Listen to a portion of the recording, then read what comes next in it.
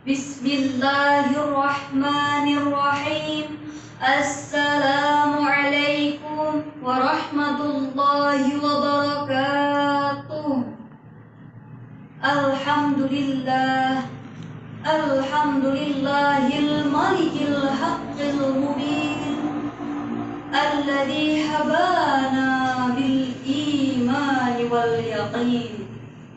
Allahumma salli ala sayyidina Muhammad khatimil anbiya'i wal mursalin wa ala ali tayyibin wa ashabil akhyari ajma'in wa man tabi'ahum bi ihsanin ila yaumiddin, amma ba'du. Dewan Hakim yang arif dan bijaksana, hadirin sebangsa dan setanah air yang kami muliakan.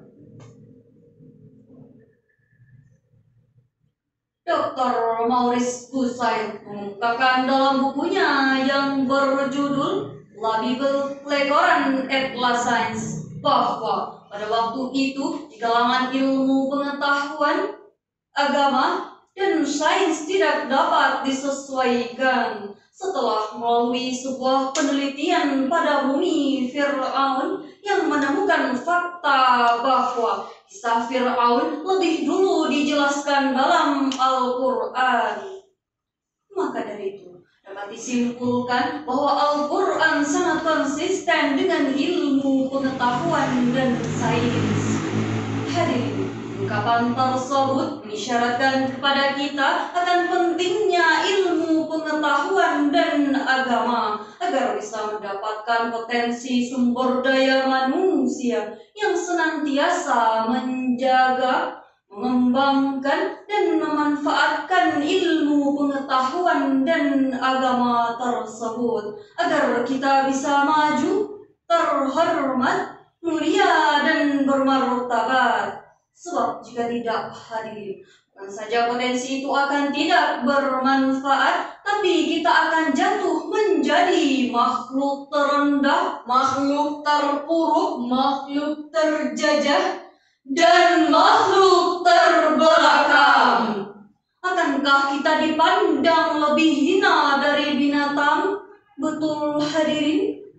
Mengingat betapa pentingnya hal tersebut, maka pada kesempatan kali ini kami akan membahas peningkatan kualitas sumber daya manusia melalui integrasi ilmu, iman, dan akhlak menuju Indonesia maju dengan landasan Quran Surah Al-Baqarah ayat 151 sebagai berikut. A'udzu billahi minasy syaithanir rajim.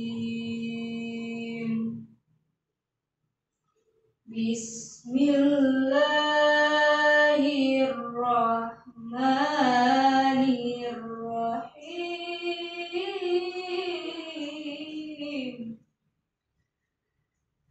Kama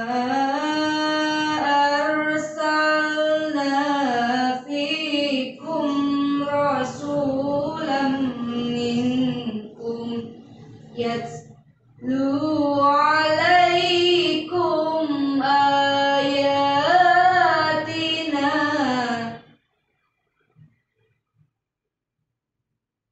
wa yuzakkikum wa yu'allimukumul kitaba wal hikmata wa yu'allimukum ma lam takunu ta'lamun.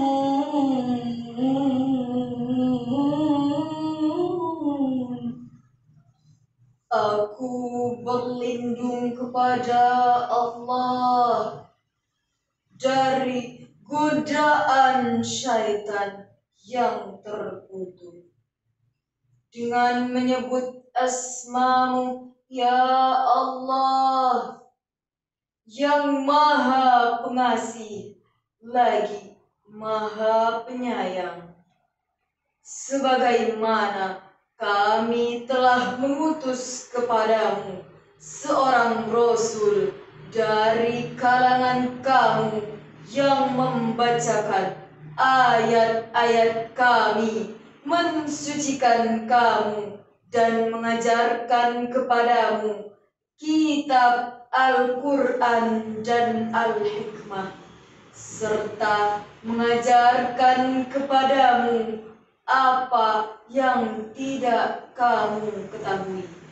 Hadirin rahimakumullah, lantunan ayat tadi telah menjelaskan kepada kita bahwa ada 4 visi Rasulullah dalam membina umat. Yang pertama, Yatslu alaikum ayatina, membacakan ayat-ayat Allah. Yang kedua, wa yuzakkikum, membersihkan jiwa dari segala bentuk kekufuran. Yang ketiga, wa yu'allimukumul kitab wal hikmah, mengajarkan Al-Quran dan Al-Hikmah, yaitu sunnah yang ditampilkan Rasul sebagai maha guru dan figur pendidik.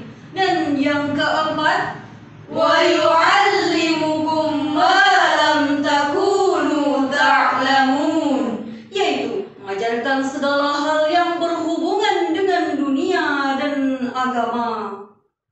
Hadirin, bila kita amati secara filosofi, ayat tadi sebagai landasan dalam meningkatkan kualitas sumber daya manusia. Sebab ada 3 landasan pokok yang menjadi konsentrasi Rasul dalam mengembangkan umat, yaitu misi otak dengan ilmu, misi hati dengan tauhid, dan memberi contoh dalam kehidupan sehari-hari.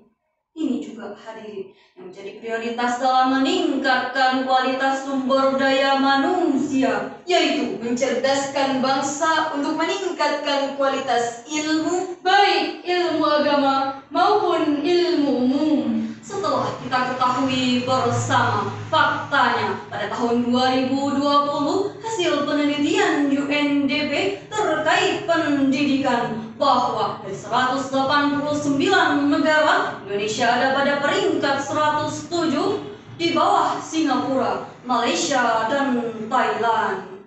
Ini merupakan masalah serius yang harus kita temukan solusinya. Seperti pada media informasi, hampir setiap hari kita mendengar kabar tentang sikap anarkis, berwatak sadis, bermental apatis, dan berbagai kabar buruk lainnya. Na'udzubillahi min dzalik. Dan idealnya, ilmu pengetahuan yang diajarkan harus senada dengan etika dan akhlak. Dengan landasan Quran Surah Al-Mujadalah ayat 11 sebagai berikut. Ya ayyuhalladzina amanu idza qila lakum tafassahu fil majalis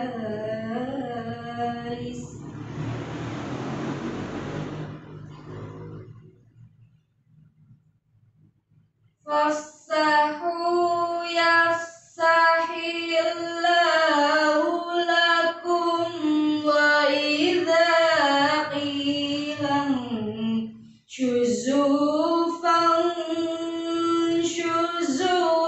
yarfa'illah.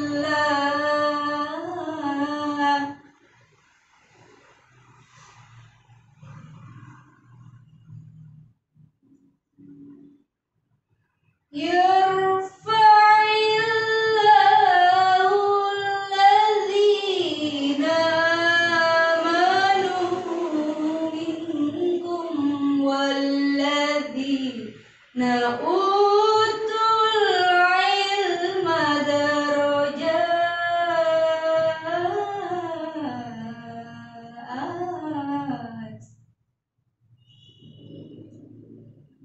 Wallahu bima ta'maluna khabir.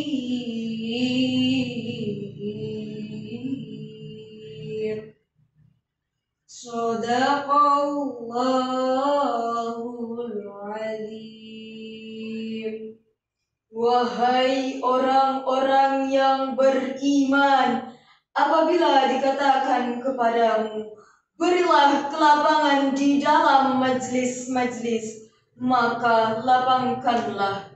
Niscaya Allah akan memberikan kelapangan untukmu. Dan apabila dikatakan, berdirilah kamu, maka berdirilah. Niscaya Allah akan mengangkat derajat orang-orang yang beriman di antaramu dan orang-orang yang diberi ilmu beberapa derajat. Dan Allah Maha teliti apa yang kamu kerjakan. Maha benar Allah dengan segala firman. Hadirin, ayat tersebut telah menjelaskan kepada kita bahwa adanya perintah untuk menjaga etika dan akhlak di dalam majelis ilmu, serta penjelasan tentang kedudukan orang yang beriman dan berilmu pengetahuan. Imam Jalaluddin Al-Mahali dan Imam Jalaluddin As-Suyuti menjelaskan dalam tafsir Jalalain bahwasannya Islam sangat mengapresiasi orang-orang yang berilmu dan beriman. Pantas baginda Rasul bersabda dalam hadis riwayat Al-Haytami yang bersumber dari Abdullah bin Umar menyatakan, tidak akan diterima keimanan tanpa ilmu, dan tidak akan diterima amal tanpa keimanan. Dewan Hakim yang kami muliakan, peserta Syarhil Quran senasib dan sepenanggungan. Dari uraian tadi dapat kita petik setangkai hikmah bahwa untuk meningkatkan kualitas sumber daya manusia Indonesia, maka pemerintah dan lembaga pendidikan Indonesia harus memperkuat kajian Al-Quran dan tafsir secara intensif, sehingga kita dapat membangkitkan tradisi semangat dan kecintaan terhadap ilmu, melakukan riset dan penelitian secara intensif, agar dapat merumuskan kurikulum pendidikan dengan mengintegrasikan antara ilmu, pengetahuan, dan agama. Dengan konsep integrasi antara ilmu, iman, dan akhlak yang saling bersinergi di setiap pribadi pemuda-pemudi, tentu sangatlah mungkin Indonesia menjadi negara adidaya, memukau dunia dengan bekal ketinggian ilmu, kedalaman iman, dan keluhuran akhlak. Maka akan lahirlah permata dan air mata yang jernih yang akan memberi manfaat kehidupan segala aspek yang mereka jalani. Untuk itu, mari kita tingkatkan iman dan takwa kita agar menjadi bangsa yang berkualitas, bangsa yang maju dan unggul, serta menjadi rahmatan lil alamin. Dengan demikian, kurang dan lebihnya mohon dimaklumkan, salah dan khilaf mohon dimaafkan. Wahai para pemuda, ada mutiara di dalam dadamu, cahaya murni memancar menuntun setiap langkahmu, merangkai gejolak hasrat mudamu, karena di tanganmu lah Indonesia maju.